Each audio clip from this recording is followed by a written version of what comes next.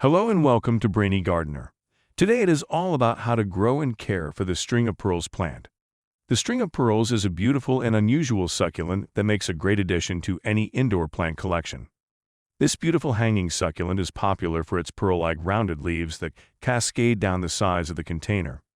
It displays a gorgeous trailing habit, making it a perfect plant for hanging baskets or trailing over shelves and tabletops. It is easy to care for and can be kept indoors or outdoors. The string of pearls blooms in late spring or summer with small white flowers. While this plant is quite easy to care for, there are a few things to keep in mind when growing it indoors. This plant requires bright, indirect sunlight. Avoid placing it in a draft or near heating vents when choosing a location. Take advantage of their trailing habit and allow the stems to hang down the sides of the container. This plant is succulent as such, does not require a lot of water. In fact, overwatering can be fatal. Water more often during the summer than in the winter.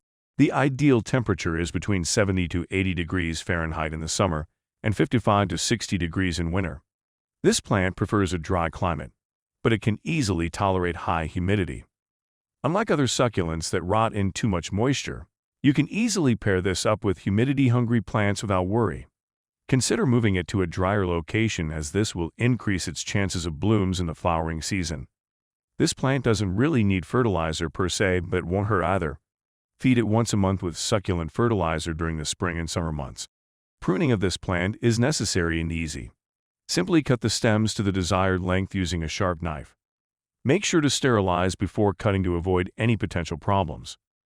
The plant will quickly grow back, often even bushier than before. This plant can be propagated by stem cuttings or division. Both propagation methods will produce new plants identical to the parent. You can also propagate using seeds, but they are rarely available and take a long time to reach maturity. This fast-growing plant needs to be repotted every 1 to 2 years. When repotting, use a well-draining succulent mix. Choose a pot that is slightly larger than the current one.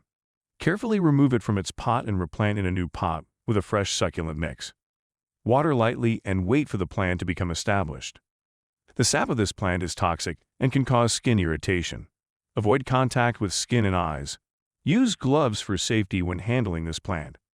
This hardy plant is not susceptible to many pests or diseases. However, mealybugs and aphids may occasionally be a problem.